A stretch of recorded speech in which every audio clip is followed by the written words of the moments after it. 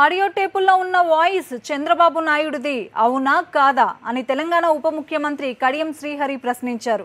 అడ్డంగా దొరికిపోయిన చంద్రబాబు నాయుడు గురించి ఇంతకంటే ఎక్కువ మాట్లాడనని ఆయన అన్నారు.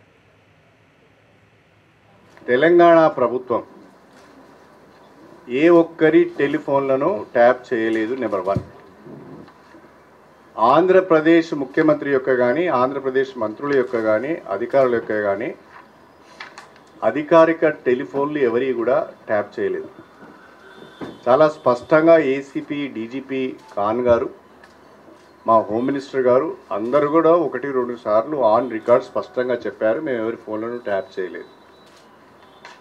సంభాషణ రికార్డు చేయబడ్డది. There is a difference between recording and tapping. ఆంధ్రప్రదేశ్లో ఉన్న ముఖ్యమంత్రి గారు కానీ ఆంధ్రప్రదేశ్కి సంబంధించిన ఎవరైతే ఈరోజు నేను ఇంకా ఆరోపణలే అంటున్నాను, ఆరోపణలు ఎదుర్కొంటున్న వాళ్ళు, ఇంకా నేను వాళ్ళని అక్యూజ్డ్ అనే పెద్ద వర్డ్ వాడతలేను. నేను I'm very choosy in my words. ఆరోపణలు ఎదుర్కొంటున్న వారు నానా రకాలుగా మాట్లాడుతున్నారు. కానీ ఒక్క విషయాన్ని మాత్రం తెలంగాణ ప్రభుత్వం తరఫున స్పష్టం చేయదలుచుకున్నాను, మేము ఎవరి ఫోన్లు ట్యాప్ చేయలేదు.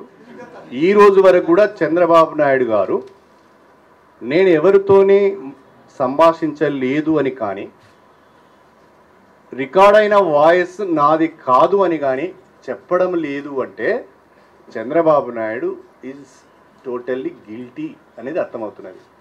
అడ్డంగా దొరికిన చంద్రబాబు నాయుడు గురించి ఇంకో రకమైన ప్రశ్నలు వేసి దాన్ని డైల్యూట్ చేయొద్దండి. I'm asking A straight question, I'm putting a straight question to Chandrababu Naidu గారు, whether the recorded voice is yours or not. Please tell me, that's all.